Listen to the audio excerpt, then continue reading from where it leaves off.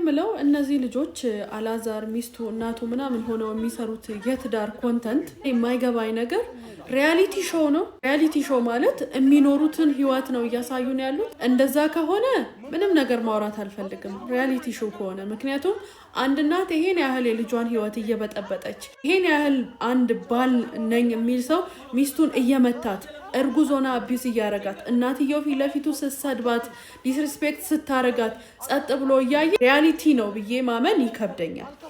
ድራማ ነው ኮንተንት ነው ብለን እንውሰደው። እነዚህ ልጆች ድራማ ከሆነ እየሰሩ ያሉት አንድ ድራማ ሲሰራ ማስተላለፍ የተፈለገው ጭብጥ ወይም ደግሞ መልእክት አለው አይደለ? ስለዚህ ከዚህ ድራማ ምንድነው መጨረሻ ላይ አዘይንድ ኦፍ ዘ ዴይ ምንድነው ማስተላለፍ የተፈለገው? አንድ ሰው እንዲያስረዳኝ እፈልጋለሁ። ማለቴ ድራማ ከሆነ ኤዘር የሚያዝናና ወይም የሚያስተምር መሆን አለበት። ከሁለት አንድ ነው አይደል የሚሆነው? ጭብጥ ሊኖረው ይገባል አይደል?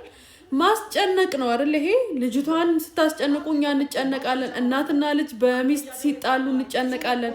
ባል ሚስቱን ሲመታት እኛ እንጨነቃለን። ልጅ የልጅን ሚስት ስትሰድብ አዘይንድ ኦዲየንሳችሁን ማስጨነቅ ነው ጎሉ እንጂ ሌላ ትምህርት የለውም። ከዛ በዘለለ ደግሞ ድራማን ሰው የጋዱ ዓለም ነጸብራቅ ነው ብሎ ነው የሚያምነው ራይት። ስለዚህ የጋዱ ዓለም ነጸብራቅ ከሆነ ጋዱ ዓለም ላይ ትዳር እንደዚህ ነው። ቲንክ አባውት ዳት።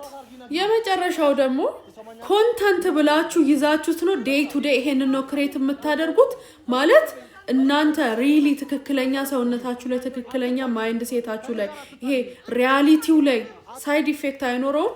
ሁሉ ጊዜ የጥል ኮንተንት ክሬት ለማድረግ ሁሉ ጊዜ ማን ከማን ጋር ምን ተብሎ ይሰዳደብ የሚል ነገር ክሬት ለማድረግ በዛ መንገድ ማይንዳችሁን በየቀኑ ክሬቲቭ እንዲሆን ጥልን ክሬቲቭ እንዲሆን በየቀኑ ያንን ነገር ስታስጨንቁት ለትክክለኛው ህይወታችሁ ሳይድ ኢፌክት አይኖረውም። ከካራክተር ወጣችሁ ነው የምትኖሩት። ካራክተሩ ትክክለኛ ህይወታችሁ ላይ የገባ አይረብሻችሁ። የምር ጤነኛ አእምሮና ጤነኛ ውሎ ትውላላችሁ። ይህ ነገር እንደ ኒች ይዛችሁት አንድ ማስታወቂያ ሲመጣ እናንተ ጋር ኮንተንታችሁን አይቶ ነው አይደለ?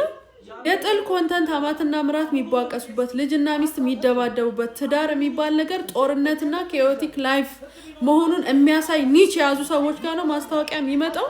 እንደዛ ብላችሁ ታስባላችሁ? አንድ ሰው ድርጅቴን አስተዋውቅልኝ ብሎ ለእናንተ የሚሰጠው በኮንተንታችሁ መሰረት ነው አይደለ? በዚህ መሰረት የሚተዋወቅ ፕሮዳክት ነው ደግሞ ኦዲየንሱ የሚገዛው ብሎ አስቦ አምጥቶ የሆነ ድርጅት ይሰጣቸዋል። ይሄን ነገር አቁም።